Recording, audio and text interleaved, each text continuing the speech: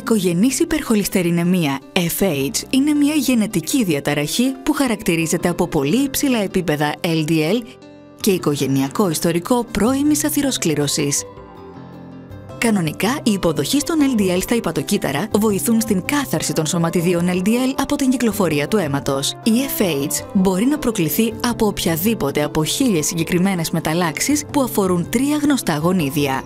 Πάνω από το 80% αυτών των μεταλλάξεων προκαλούν αύξηση στα επίπεδα των LDL, είτε προκαλώντας λειτουργική μεταβολή των υποδοχέων LDL στα υπατοκύτταρα, είτε ελαττώνοντας την έκφραση των υποδοχέων, ελαττώνοντας την ικανότητα του σώματος να αφαιρεί τις LDL από την κυκλοφορία. Το αποτέλεσμα είναι αυξημένη συγκέντρωση των LDL στο πλάσμα.